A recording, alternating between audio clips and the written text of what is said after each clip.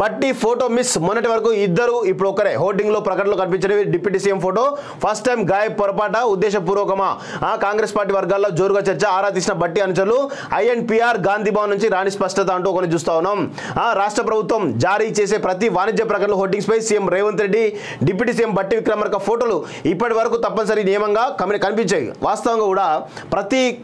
add లో కూడా ఖచ్చితంగా రేవంత్ రెడ్డితో పాటు బట్టి ఫోటో ఖచ్చితంగా ఉండేది వాస్తవంగా కానీ రీసెంట్ గా నిన్న మనం చూస్తాం ఏది వెలుగులో వచ్చేటువంటి దానిలో చూసినప్పుడు బట్టి ఫోటో మిస్ అవ్వడం జరిగింది అంటే మరి బట్టిని కావాలనే ఏమైనా కుట్ర పడుతున్నారా అనేది కూడా ఒక చర్చ బలంగా జరుగుతుంది రాజకీయ వర్గాల్లో సో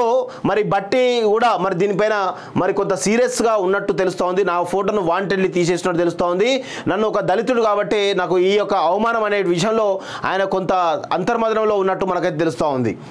సో ఇక్కడ చూడండి కానీ సోమవారం జారీ చేసిన వాణిజ్య ప్రకటనలో deputy CM Bhatti Vikramarka photo లేదు ఆయన ఫోటో లేకుండానే అడ్వర్టైజ్మెంట్ ఇవ్వడం వెనుక ఉన్న కారణాలపై పార్టీలో చర్చ జరుగుతున్నది ఏజెన్సీ పొరపాటు వల్ల జరిగిందా లేక ఉద్దేశపూర్వకంగానే ఆయన ఫోటోను మిస్ చేశారా అని ఆరా తీస్తున్నారు మొన్నటి వరకు ఇద్దరు ఇప్పుడు ఒకరే అట గత ఏడాది డిసెంబర్ 8న రేవంత్ రెడ్డి సీఎంగా బట్టి విక్రమార్క డిప్యూటీ సీఎంగా మరో 11 మంది మంత్రులుగా ప్రమాణ స్వీకారం చేశారు అప్పటి నుంచి ప్రభుత్వ పరంగా ఏ అభివృద్ధి సంక్షేమ కార్యక్రమం ప్రారంభించినా సీఎం డిప్యూటీ సీఎం ఫోటోలతో పత్రికల్లో టీవీలలో ప్రకటనలు వాస్తవంగా వచ్చేవి కానీ నిన్నటితోటి మరి రేవంత్ రెడ్డి అదేవిధంగా బట్టి మధ్య ఏమైనా విభేదాలు ఉన్నట్ట లేదంటే డిప్యూటీ సీఎం బట్టి పైన రేవంత్ రెడ్డి ఏమైనా కుట్ర పన్నుతున్నాడా లేదంటే ఇది ఏజెన్సీల యొక్క పొరపాట ఇలా చాలా రకాల అంశాలు ఈరోజు చర్చకైతే వస్తూ ఉన్నాయి సో దీనిపైన మరి రేవంత్ రెడ్డి ఎలా స్పందిస్తారో చూడాల్సినటువంటి అవసరం అయితే ఉంది వాస్తవంగా